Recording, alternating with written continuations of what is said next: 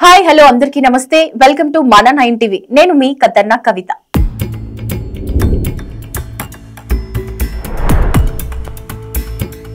YS Vivekananda Reddy హత్య ఘటన AP రాజకీయాలను కుదిపేస్తోంది. గత ఎన్నికల సమయంలో వివేక హత్యను వాడుకొని ప్రజల్లో సానుభూతి పొంది జగన్మోహన్ రెడ్డి అధికారంలోకి వచ్చిన విషయం తెలిసిందే. వివేక హత్యను చంద్రబాబు తెలుగుదేశం నేతలపై నెట్టడంలో జగన్ వైసీపీ నేతల విజయం సాధించారు. అయితే వివేక హత్యకు కారణం తెలుగుదేశం నేతలు కాదని తేలిపోయింది.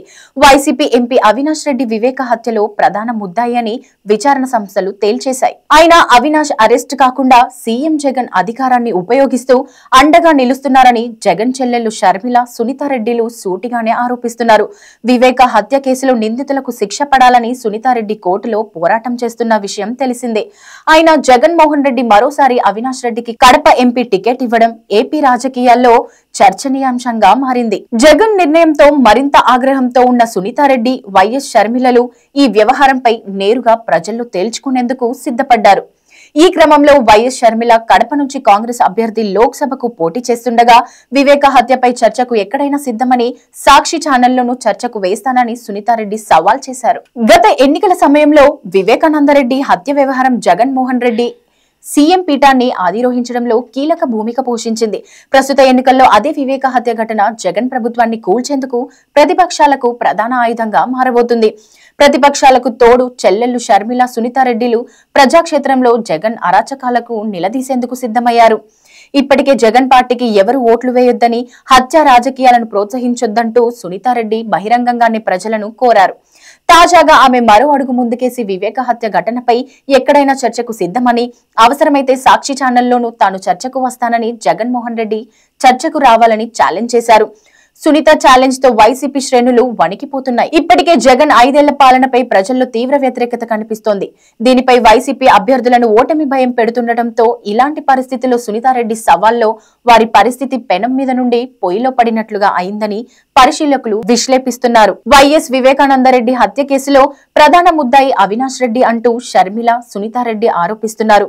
అవినాష్ రెడ్డి అరెస్టు కాకుండా సీఎం జగన్ అడ్డుకుంటున్నాడని వాళ్లు ఆవేదన వ్యక్తం చేస్తున్నారు. తన తండ్రి హత్య చేసిన హంతకులను కఠినంగా శిక్షించాలని కోరుతూ సునీతారెడ్డి కోర్టు చుట్టూ తిరుగుతున్నారు.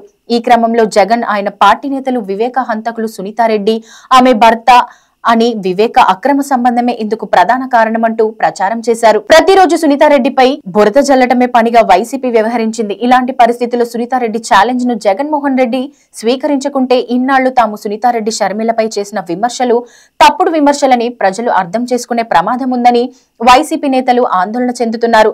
జగన్ స్థానంలో ఆయన సతీమణి వైఎస్ భారతిరెడ్డి రంగంలోకి సునీతారెడ్డితో చర్చకు సిద్ధమవ్వాలని, అలా చేయకుంటే మరికొద్ది రోజుల్లో జరిగే ఎన్నికల్లో జగన్ సర్కార్ కుప్పకూలడం ఖాయమని ఏపీ రాజకీయాల్లో చర్చ జరుగుతోంది. వైసీపీ అధినేత జగన్మోహన్ రెడ్డి జైలుకు వెళ్లిన సమయంలో పార్టీ బాధ్యతను ఆయన చెల్లెలు షర్మిల భుజానికెత్తుకున్నారు. పాదయాత్రతో ప్రజల్లోకి వెళ్లి జగన్ జైలు నుంచి మళ్లీ తిరిగొచ్చేవరకు వైసీపీ బలోపేతానికి ఆమె కృషి చేశారు. అలాంటి చెల్లెలు సైతం జగన్ అధికారంలోకి వచ్చిన తరువాత పూర్తిగా మారిపోయారని, వైఎస్ రాజశేఖర రెడ్డి పాలనకు విరుద్ధంగా వైసీపీ పాలన ఉందంటూ విమర్శలు చేస్తున్నారు. వివేక హత్య కేసులో ముద్దాయి అవినాష్ రెడ్డి అని స్పష్టమవుతున్నప్పటికీ జగన్ మళ్లీ కడప ఎంపీ సీటును అవినాష్ రెడ్డికి ఇవ్వడంపై షర్మిల, సునీతారెడ్డిలు ఆగ్రహం వ్యక్తం చేస్తున్నారు.